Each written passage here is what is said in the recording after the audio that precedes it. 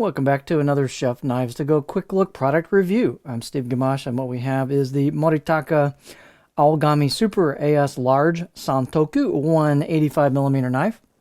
So the way these are constructed, there's 3 layers. On the center hardcore cutting edge steel is Aogami Blue Paper Super Reactive High Carbon Steel. Heat treat, they take it pretty high to about 64 Rockwell, so these have really excellent edge retention at the expense of some, I guess, forgiveness, but they really do a great job on their heat treat with this steel.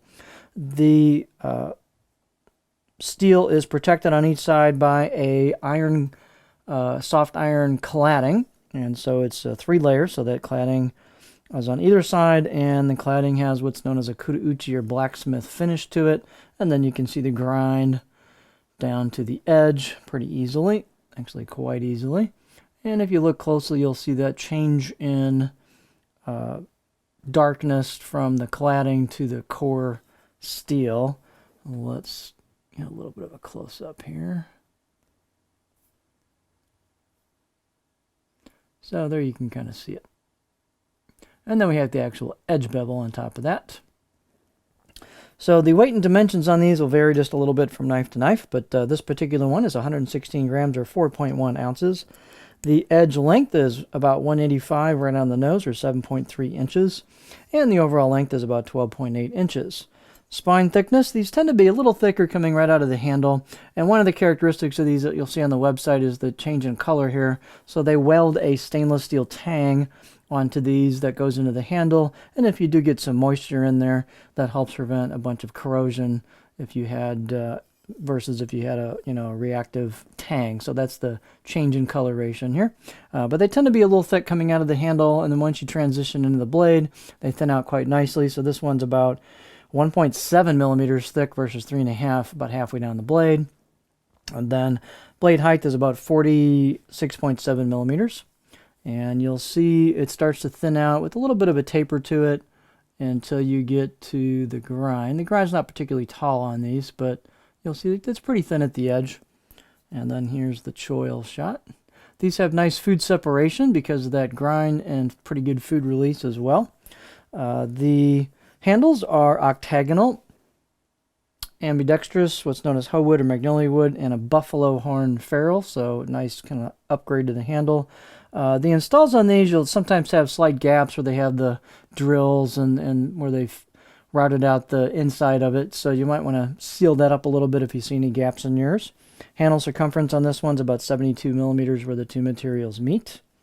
And balance point, it's a light handle, which is kind of good because the knife's light overall, as you can see. But there's the balance point. So it's just a little bit behind a pinch grip, and so it's a very light, very nimble blade. These are just a slightly upsized versions of the standard 170mm Santoku, which I do have that one, and I've had it for quite a while, and it's a good solid knife. So this is just a little longer version of it. So just a really nice all-around knife. The out-of-the-box edge is quite sharp on these. I'll give it a 6 out of 10 on my scale. So you can see the grinds aren't particularly high, which, you always have a compromise in grind geometry. And so this will, as I mentioned already, give you a little bit more separation, maybe a little more wedging through some things, but it's still a pretty good balance. They typically have a lacquer finish on there. They are not known for durability on their kurouchi finishes unless things have changed a little bit. The KU can wear fairly quickly, so don't be alarmed if that's the case. It's just the style that they do on these. And as it wears, it will, gain a patina. So again, this is an all-reactive blade. The fit and finish is nicely done on these. The spine, it doesn't have rounded edges, but it's not particularly offensively sharp or anything either. They do grind down and file down the choil into the neck a little bit on both sides. Thank you, since I'm a lefty. So that's done well. Again, nice out-of-the-box edge. These are ground nicely. The blades are straight, so they're forged well and ground well. A light, nimble, just really nice knife to play around with in the kitchen. The beauty shot, let's see. Let's go this way since this is our kanji.